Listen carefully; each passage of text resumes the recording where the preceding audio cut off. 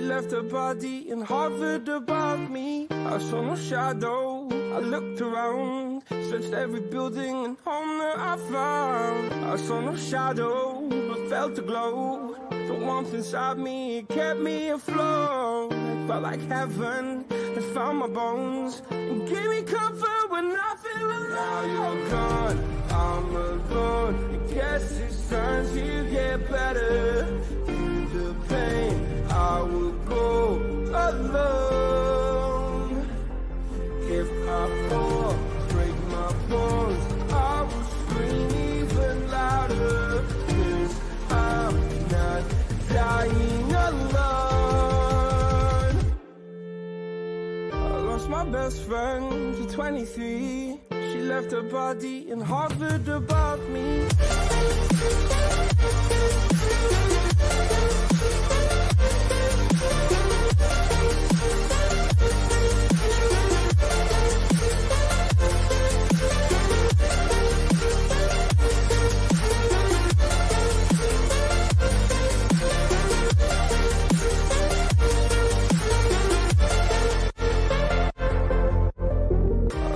Best friend to 23. I heard the heavens crying above me. They gained an angel, I lost a friend. I felt like dying again and again.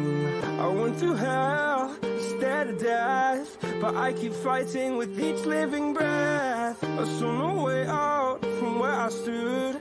Felt like the fire had burned me through. Now you're gone, I'm alone. I guess it's time to get better. Through the pain, I will go alone.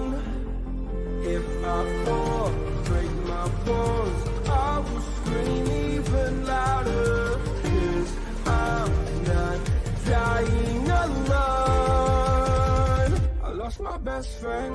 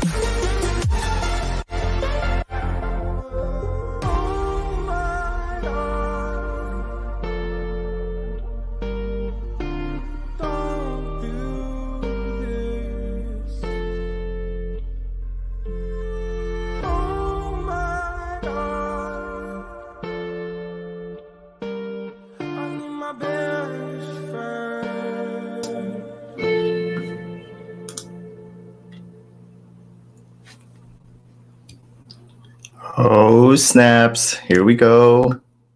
Here we go. Welcome, everyone. Thank you so much for hanging out with Andy and myself to just kind of talk about overall market conditions and projects we're comfortable sharing with everyone. And obviously just talking shop. This isn't really going to be scripted or anything. I don't have much of an itinerary, but people tend to like the overall raw conversation aspect. So James and I had, and was super intrigued and reached out to Andy. And so here we are.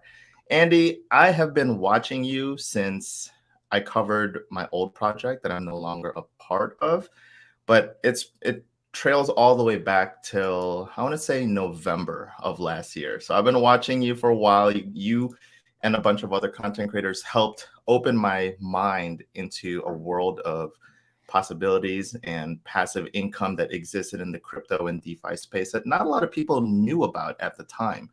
You know, my background kind of comes from what I thought I knew about crypto when I got into it, which was Dogecoin, where you bought a crypto, you found something that you really love, you held onto it for dear life, and hopefully it'll moon later on, right? That was my idea, and that's what I thought was crypto until I ended up, someone brought my attention to, at the time, it was StrongBlock. And it was just a general idea that it opened, you know, StrongBlock was a stepping stone and it opened my world into other things. But, you know, like I said, yeah, I've been watching you for a while.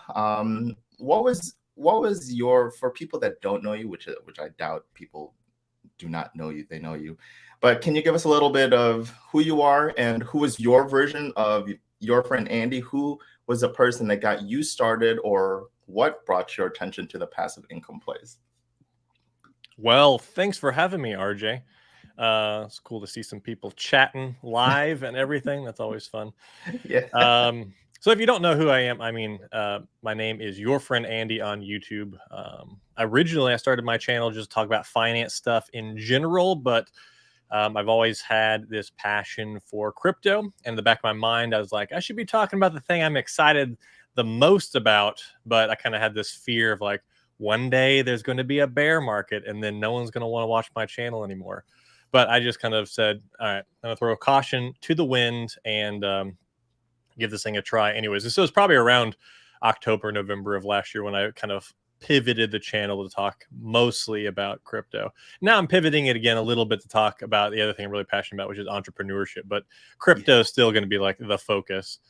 And then as far as how I got into this, I mean, I have another YouTube channel that I started in 2015 that did pretty well. That's the silver play button there behind me. That was a cinema channel, and that was fun, and it kind of gave me a love of YouTube and like building on YouTube. But cinema, it turns out, doesn't pay so well compared to the finance crypto content. And then once I got into crypto, I just followed a lot of YouTubers and stuff. I was heavy into mining, so I watched a lot of like Vosk Coin. Yeah. And then there's just, you know, a handful of other people, plus just the finance YouTubers, the big guys like Graham Stephan and Andre Jick and stuff. So anyways, I just watched all these people and I'm like, I feel like I have a personality that could do this. And man, when they posted like how much I made last month on YouTube, I'm like, and I want that. Can I have that, please? And it just, but honestly, I sat on this whole YouTube thing for like 2 years just because I had everything going on in life. I had my own small business and all the other side hustles. And now I look back, I'm like, why did I wait so long to start my channel? But hey, we're here now. I'm glad to be here. Awesome. Thank you so much. Yeah, when I first started watching your stuff, you said that you had what ended up really, well, one of the biggest things that ended up really building a lot of wealth for you was Flux, right? Oh yeah. Can you tell us a little bit about Flux and what got you, like, when did you buy into Flux and where is it now? Yeah. So, well, I've had lots of successes in crypto, but I would say I've had way more fails. But Flux is definitely one of the standouts, other than just me buying Bitcoin, and that's gone very well for me. But Flux was announced and released. They launched in maybe February or March or April, sometime in the first roughly quarter of 2018, or second quarter of 2018. And at the time, and it's not so much the case anymore, people would go to Bitcoin Talk altcoin announcement forum to see the new coins as they were being launched. And I had this affinity for proof of work, meaning mineable coins projects. And this thing called Zcash was launched.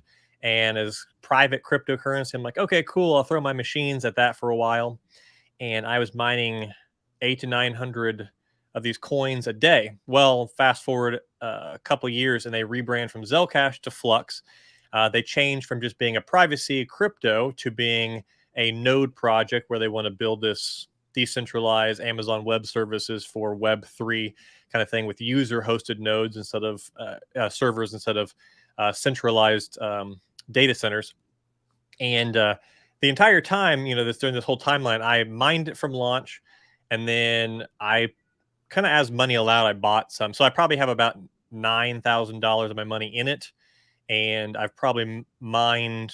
I probably spent about $3,000 or $4,000 on electricity mining Flux, but that's all in. And today, it's 60 something cents per Flux, and I have about 500 something thousand Flux. So it's a little over $300,000 today. Now it was well over $800,000 at one point. But we didn't quite hit my sell levels, and I'm still pretty bullish on it for the long term. So we'll see if I've made a huge error in just holding and waiting for the levels in which I want to sell some of it, or if it's going to go there and even higher. Who will know? No one. Have you actually been taking any profits from Flux at all, or you just been holding for it to hit that sell level? So my definition of taking profits might be different than other people's. I have taken some profits into fiat, into my bank account. It's pretty small, though. I don't really need my crypto money. I'm fortunate to have a very successful small business and then other ventures online that have been paying me well. So I don't need my crypto money to exist. However, I do take profits from all of my projects in the form of buying stables and buying more Bitcoin. So yeah, there's big chunks of my monthly Flux that have purchased more Bitcoin, that have purchased other things. Big chunks of my other passive projects is about stuff like I'm just about to buy even more Bitcoin miners. My first round of Bitcoin miners was completely paid for by all my passive crypto projects. So stuff like that, yeah. So I take profits, but stay in crypto. So maybe I'm not taking profits. Who knows? I think that's taking profits, to be honest, just because you're moving it from one asset to something more stable or something more long-term, like a blue chip, like Bitcoin. I definitely think that's taking profits, because when I first really got into this, I think the hardest thing for a lot of people is taking profits. People just want to keep compounding, right? There's always that meme with that dude like sweating. He's got two buttons. It's like, do I take profits or do I compound some more? And it's definitely a skill and a discipline that people need to learn how to do, which is taking profits. And so it's definitely important to know your profit taking strategy. But you're also the one person that brought me into Presearch.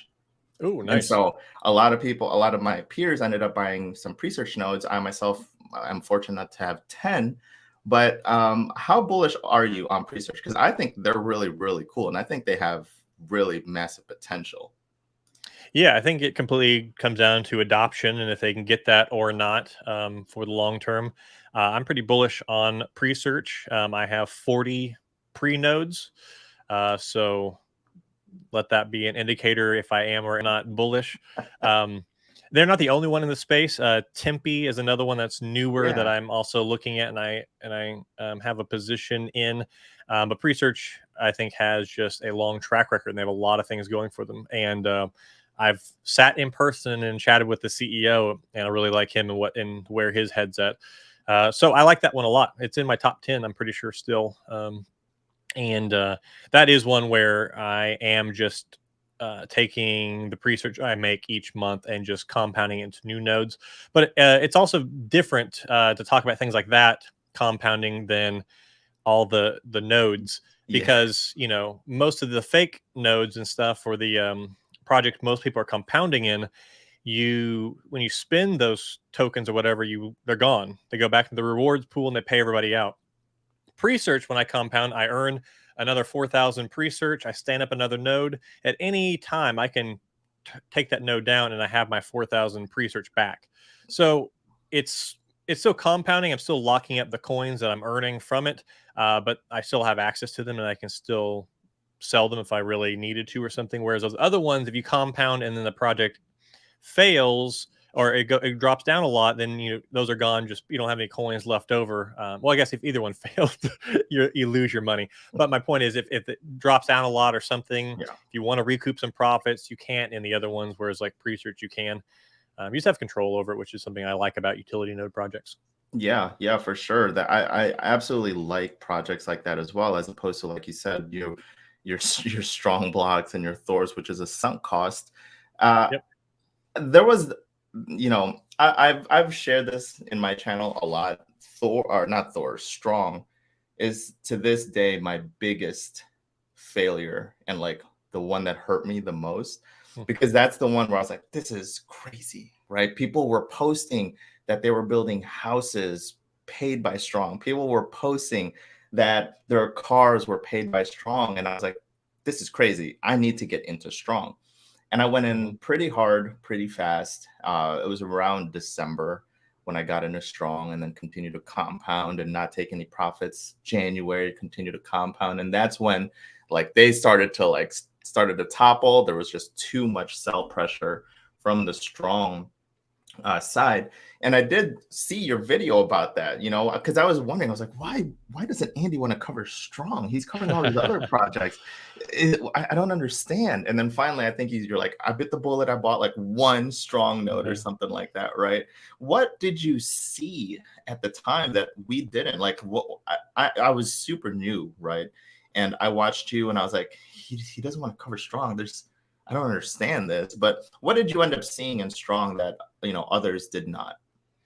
Well, I mean, I think any of my misgivings, anything I did see, is all well and good, but I still I was still able to succumb to the same FOMO as everybody else with that and other fake node projects. As disciplined as I feel like I have been in this market, and I have been certainly more than a number of people, but I still am able to be overcome by FOMO and stuff.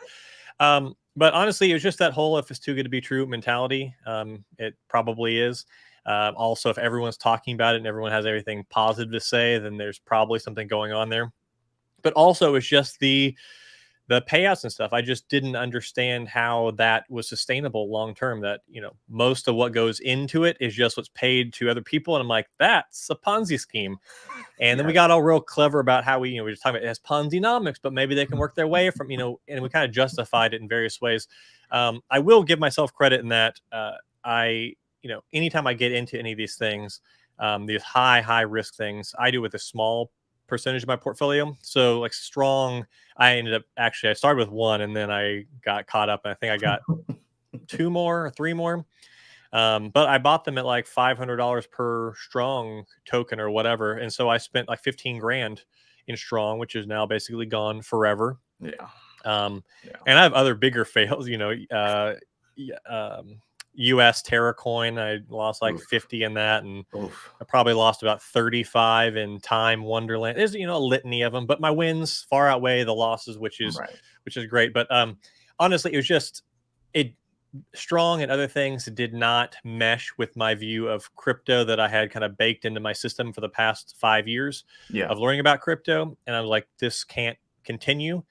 But it kept continuing. So I said, maybe I'm missing something. So I tried it out anyways, but turns out it couldn't continue. And that was the interesting thing that I learned in all this, is that in crypto, track record is an incredibly important thing, except when it comes to stuff like Strong or other projects that rely on the Ponzi elements. Sure. Because the longer a Ponzi continues, the more risky it becomes, actually. Whereas most traditional most traditional crypto projects, the longer they continue, technically, usually the less risky they're going to become. They can still fail and stuff, but if they've existed for multiple years, that's usually a good sign in the world of crypto, which changes with a snap of a finger. Yeah. But Strong and Thor and all of these, the longer the sell pressure gets so immense. And then they talk about, we're going to have income sources and we're going to work on sustainability and do these things. Like, you're picking up pennies in front of a steamroller. It's like, you cannot stop this tidal wave of sell pressure. It's just too impossible. Yeah. So I don't know, there'll probably be a few that figure it out and exist after this, but they're going to be few and far between, in my opinion. Yeah, at the time of those nodes as a service and DeFi as a service, there was definitely those DAOs that were making people's eyes gloss over, like Ohm, right? Time Wonderland, we got Jade. And I was looking at them, I was like, this is the craziest things I've ever seen in my life. Look at these percentages, these APYs, these APRs. What's your thoughts on Ohm? Because I have another person tell me that Ohm is still continuing to currently build their roadmap, actually, which I did confirm. I was like, they're still building, which is very interesting. What are your thoughts on Ohm, Olympus DAO? Yeah, so I mean, they can certainly survive and work out. They are doing things. I have several misgivings about Olympus in particular, so I don't own any. But there's a few people I really like and respect their opinion, like on YouTube, Jesse Eckel, for example. I've chatted Mhm. with him several times about Olympus, and he's still gung ho about it, and he has really good reasons to be. I'm not personally going to jump into it at this point. Maybe now is the perfect time to, but they are building real stuff. They're actually working on actual real development stuff, which is really Yeah. cool to see. They've survived. Um, but yeah, I think a lot of these things, like time is a perfect example. I knew about time, I don't know, 2.5, 3 months before I actually jumped into it. And I just kept dismissing it as this can't work. And just like Strong, eventually it kept working for everyone. So I finally jumped into it. And I think at that point, if you've been hearing about it for a while and you're not convinced, uh, and then it just keeps on working, keeps on going, with these types of projects that have these elements of economics, maybe it's best if you just keep sitting them out. Yeah. Because at that point, you might be finally jumping in when we are finally at the peak of sell pressure buildup and stuff. And that was the case for me with time and Strong and other things. Yeah. There's definitely an important aspect to notate here. And I tell this to all my people that I'm not the same crypto investor as I was a year ago. I'm not the Tell me. same investor as I was when I bought into Strong. I'm not the same investor as I was when I bought into all these other projects that I chalk up to tuition. It's tuition, which was very expensive. But as a previous day trader, we chalk a lot of losses into tuition anyways. But it's important. That's why we're talking about taking profits, because I think we are both part of a project that I'm still actually really, really bullish on, but still falls into this kind of risky play for sure. We have our long-term like Presearch and Flux and Bitcoin and stuff. And then we have our like super DeFi / degen plays right now, which is kind of sexy. It's exciting. It's fast paced. We don't know if it's going to fall tomorrow, but it's paying out nice. And one of them for me is Horde. Oh, I really like Horde. I really, really do. I check their LMS every single day to check the health I do. of I do too. yeah, every single day I check it. I'm like, okay, it's grown. So I like the health of Horde. I mean, right now it's at 1.81 million for their LMS. So I'm like, okay, I like it. They still are under 20,000 for plots. So I think the health and longevity of Horde is still there. And I think they're trying to do and fix a lot of the things that the previous node projects had failed to do, such as obviously having a lifespan for their plots, and as well as trying to move from DeFi as a service to your more traditional SaaS, so your software as a service, trying to partner with other projects to sell their LMS. And it looks like they're onboarding some projects and stuff like that. What are your thoughts overall on Horde? I have 21 plots myself. And I think I do want to stop at a specific point and just take profits. But right now, I'm pretty aggressive in compounding as I continue to check the health of LMS as well as the plots. I'm trying to monitor certain plot numbers where I'm like, okay, where did Strong start to, it's too much. Where did Strong start to tilt over? And right now, I think Horde is still in a very, very good position throughout this entire bear market. They have proven that they have been able to stay stable. So yeah, I'd just like to prick your brain a little bit on Horde. I have 40 plots in Horde, but I've made my money back. I got in day one. I got my P Horde plots and stuff with multiple wallets and that whole thing. So I have already made my money back. So I am highly biased to say I'm optimistic about it. I think it's very high risk, as you said. I think Horde is 100% a sentiment-based project. They need positive sentiment to succeed right now. The price is stable. People are happy in there. It's all positive. If that tide were to change and people were to become negative, fewer new people were coming in, people were no longer compounding, everybody was just selling, they would run out of money, even at these incredible levels of LMS, liquidity manager levels within like 30 days, I think, or less. I think last I did the math, it was like 28 days. They would just be done. And that's even using their treasury reserves and stuff. So it requires everyone to still be happy and in there while they try to figure out ways to make money. So it's really a question of, will everybody stay happy long enough for them to crack the code to make enough money to actually pay people out and stuff? And the LMS could be that. That's a cool thing. I hope so. The LMS is actually an idea that is from me and my friend Colin in Sleep Money Club. We actually tossed that around to the Horde guys, and they really liked it, and they ran with it. Now it's a whole thing, which is kind of cool. Stop it! You're the originator of the LMS idea. Yeah. Well, they didn't really say that publicly. Unfortunately, they kind of retroactively said it. But yeah, it's I don't really care that much at this point. But I just hope it works. So yeah, that's a cool idea. They have lots of interesting ideas with the game and stuff like that. So lots of opportunity to have money come in, and I hope it all works out. But I would still say to anybody, it's like, yes, it's working today. Yep. It's still high risk. It's still an experiment in my mind. And please only put money into it that you are okay with going to zero. Yeah. But again, I'm obviously biased. So I compound very slowly now. I take mostly profits. Every other week I set up 1 or 2 new plots.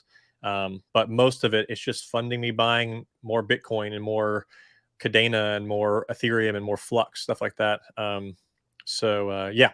But it's a very cool idea, and the team, they're a great team and all that stuff. So I really hope it all works out in the long haul. Yeah, so do I. I think they're doing pretty well. I am excited.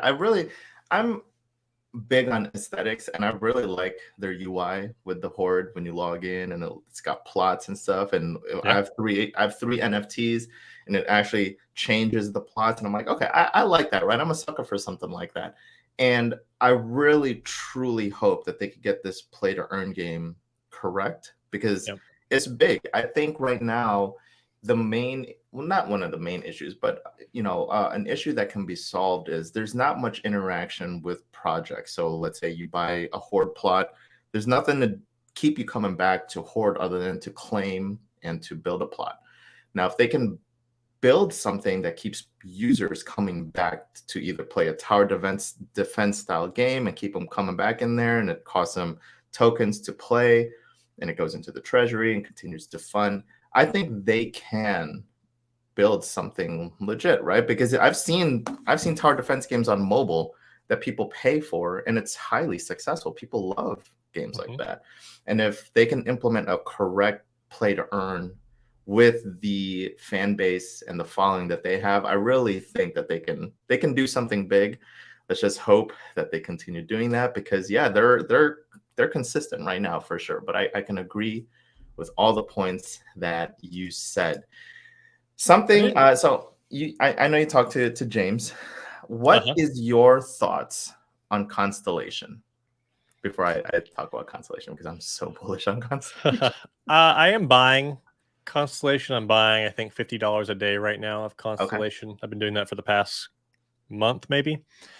I think it's a very cool project. It's very ambitious.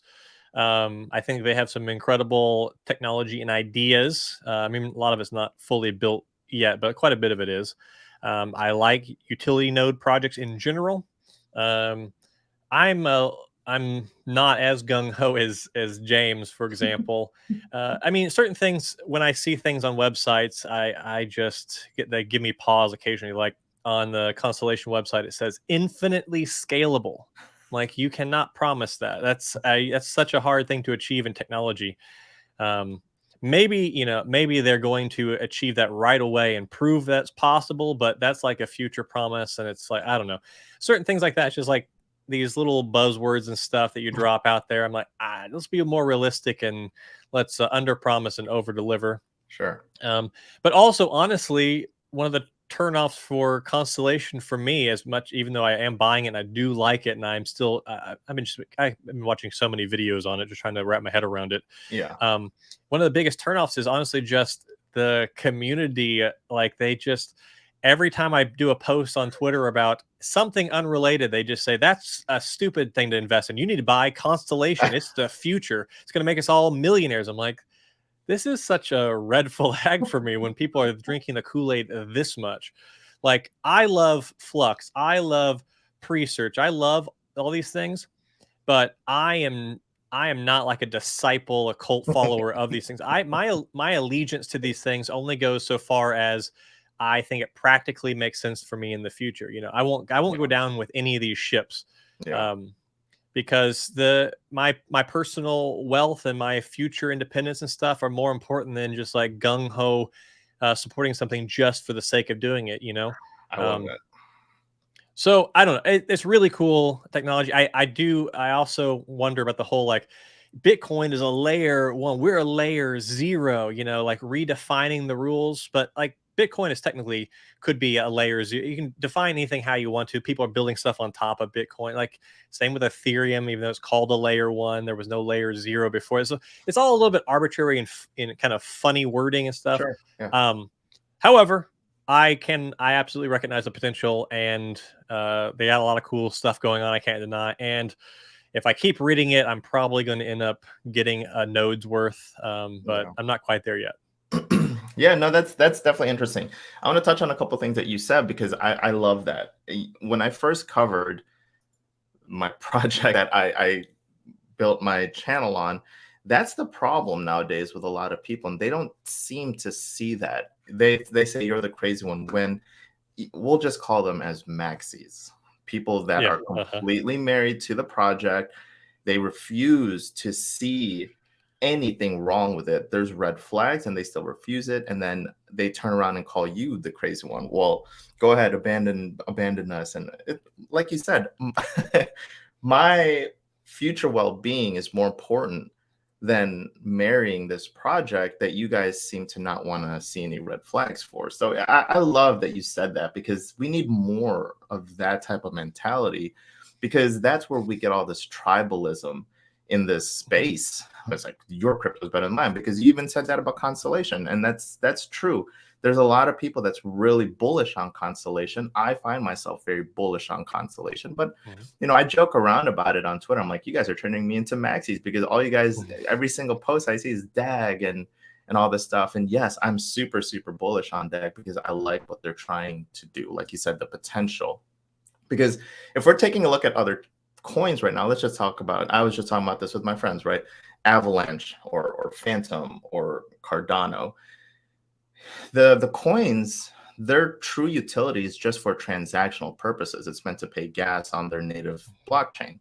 But DAG kind of blows my mind a little bit in that sense, where the DAG token is actually the bandwidth or the network itself. That's what they use to power the Constellation network.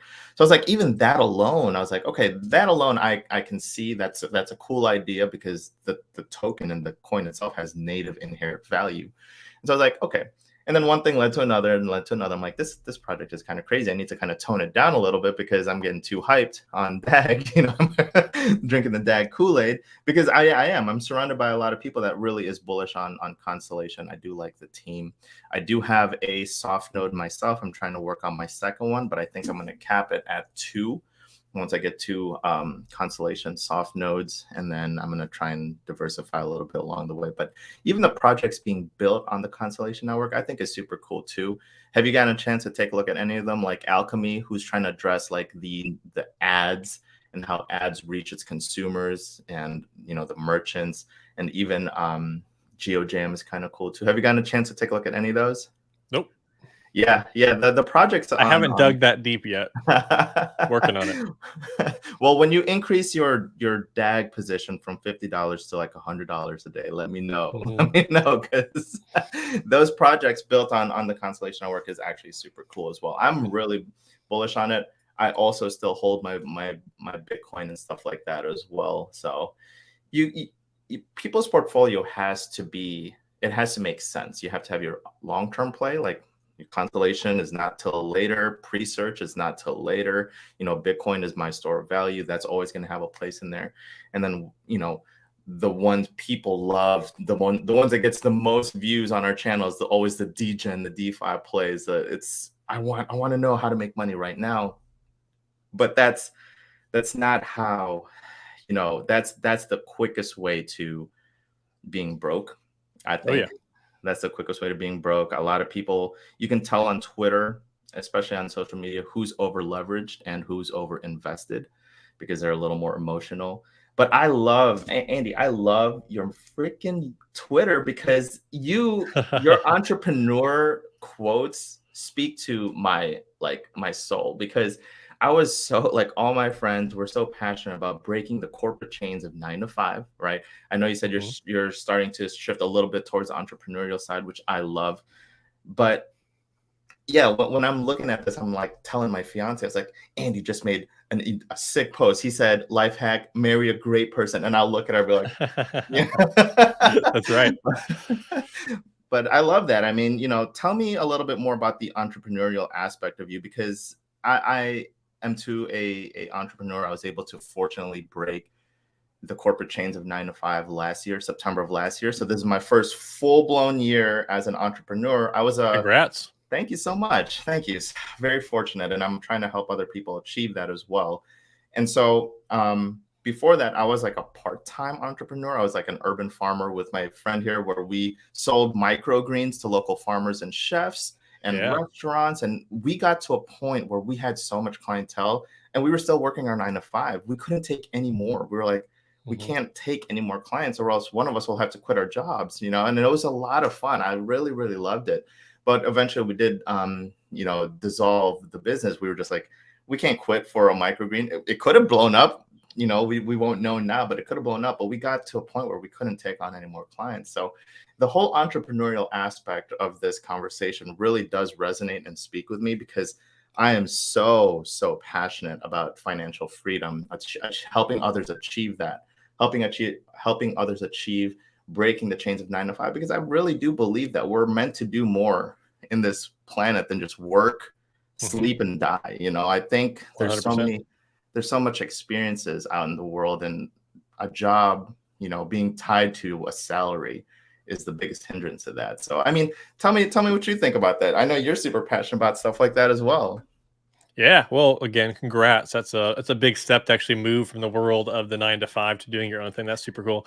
Also, microgreens, I've watched lots of little mini docs on that stuff. That's it's a lucrative little hustle thing you can do. That's pretty cool. So I mean, I'm a lifelong entrepreneur. I started my first business in either at the end of elementary school or beginning of junior high, and then I started my second business in high school.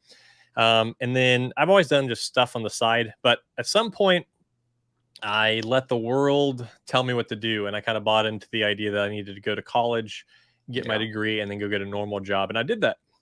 And I wasn't very happy doing it, but I tried to do it anyways. I tried to make it work. And then at some point in the middle of all that, I started building my small business on the side.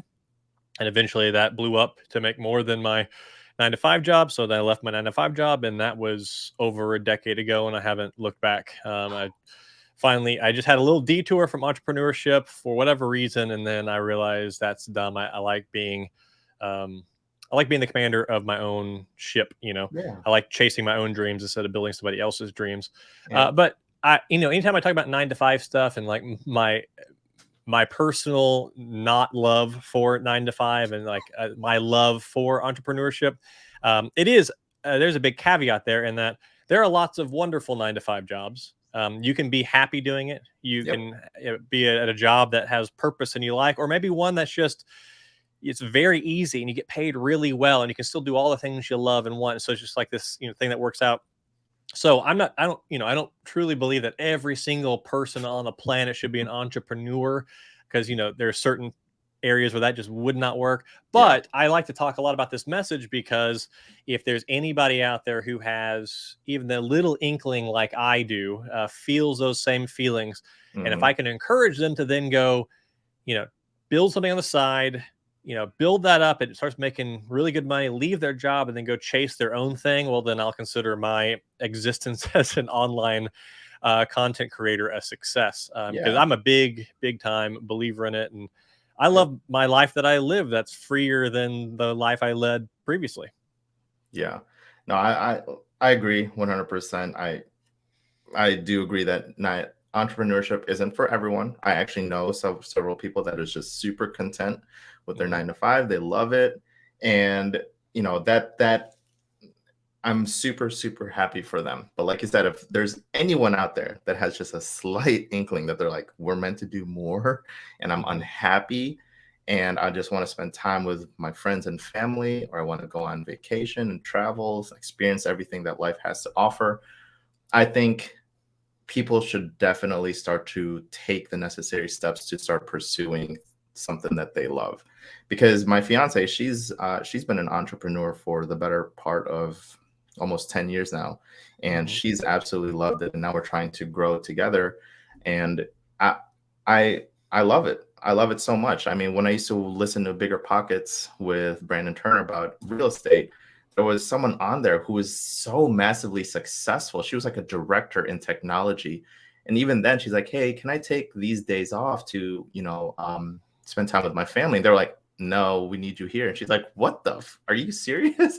So she ended up quitting, going into real estate. And there was, the way she explained it, there's no glass ceiling on anyone to tell you how much you're worth, what you can do with your time. And I was like, yes, so much freaking yes. And yeah, I mean, I dove into everything and anything pretty much investment related, day trading, equities, real estate, and then it brought me to crypto. And that's why I was super, super fortunate enough to be able to make enough to be able to be like, okay, I am unhappy with my job. This was last September.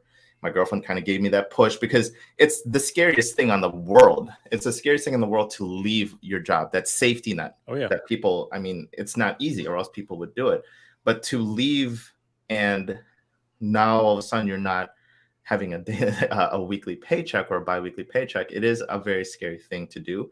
But as an entrepreneur, and maybe we'll close it out with this and I'll pick your brain. But as my fellow entrepreneur friends, as well as you, something happens when you do take that leap of faith. Like it's like survival, right? All of a sudden, you start looking at the world a little bit differently. You start thinking of ways to monetize your time better. And the amount of time that you can spend in corporate making someone else money and someone else richer, you can spend that time making yourself richer and more wealthy and have your life be more fruitful. So what are your thoughts on that?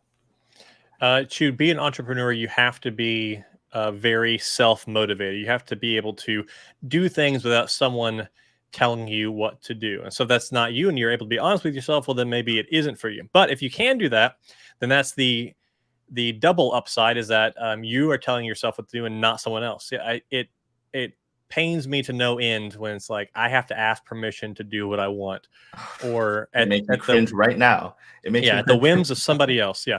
So entrepreneurship for me, and really financial independence for me, is just not having to do what someone else tells me to do. Now there's governments, and there's you always have to answer to somebody, I guess. Sure, cops come knocking on your door, whatever. You gotta like answer that, I guess. But my point is that, like, as much as I can allow myself options and the ability to make my own decisions and steer my own destiny, I am all on board with that for sure. But you can also dip your toes into this world and not take on huge amounts of risk. It's very sexy. It's very romantic. The movie version of entrepreneurship is just one day you get fed up with your job, you quit, and then you go like try to figure out what you're going to do now. And,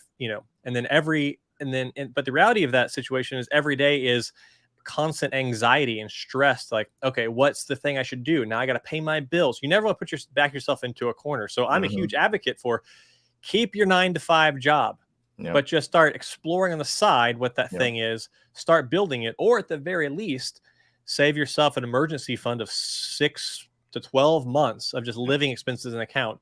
And then when you quit, it's just like, I got, nothing can stop me for up to a year, So when I left my job, I built this thing on the side, and I had money saved. So I was like, I should have done better on the money saved part, but I had the other job, the other business built up, and it gave me this huge, level of comfort, ease jumping into this world. And it has been awesome. Just again, wake up, do what you want, for better or for worse, answer to who you want, take clients if you want to, build something else where you don't have clients. Like the world is your oyster. And if you're an ADD kind of all over the place person like me, well, then you can like do a bunch of different things and they all make money and it all works out somehow. And it's way more fun than answering to a boss at some cubicle job.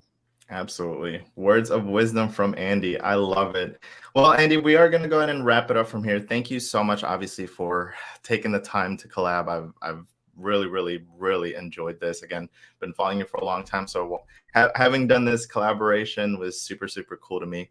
Other than that, we are going to go ahead and close it out. Thanks to everyone who kind of just hung out with us and listened to us talk shop. Hopefully we were able to inspire some of you with either our DeFi and DGEM plays, as well as, the 9-to-5 talk, as well as breaking the corporate chains and being an entrepreneur. I love talking about that. I can talk about it all day long. But again, thank you so much. And we will see you guys a little later. Bye now.